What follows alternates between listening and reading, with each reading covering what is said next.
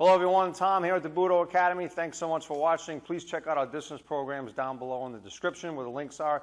If you like this video, hit like, hit subscribe, and you get notified if you hit that little bell for future videos. Today we're going to do a little excerpt from some of our distance programs for beginners that are having trouble with their weight distribution.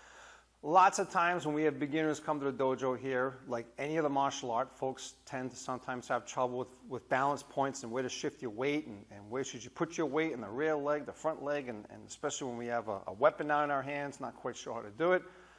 I'll show you a little trick that we teach the new folks. Sometimes we'll see folks do a very basic waza, and when they do their draw, they tend to lean forward a little bit too much.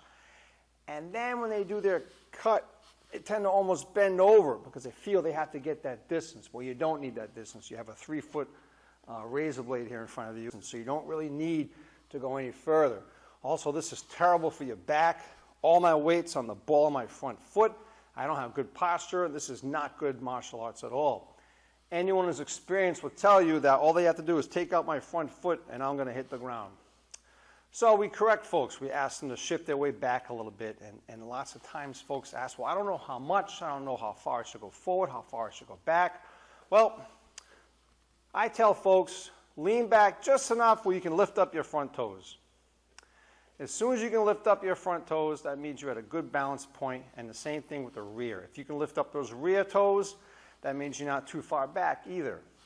Same thing goes if you're doing a waza from Seiza. If you're doing Seiza Mai, for instance, regardless of what style you're practicing, if you're just doing it static from where you are, if you're too far forward here, your toes won't be able to get lifted up without stumbling a little bit. So you have to ease back a little bit, and as soon as you can raise those toes, that's a good posture for you.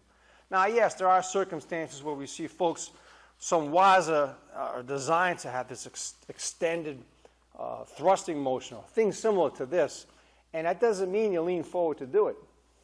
If you notice, I can still lift up my toes while I'm doing this because my weight is evenly balanced from my right knee to my right heel. As soon as I lean forward too much, I cannot raise these toes without stumbling a little bit, which again means I'm going to be off balance if I'm attacked on my front foot, and I won't be able to move in a different direction more quickly than if I could if I was more evenly balanced here.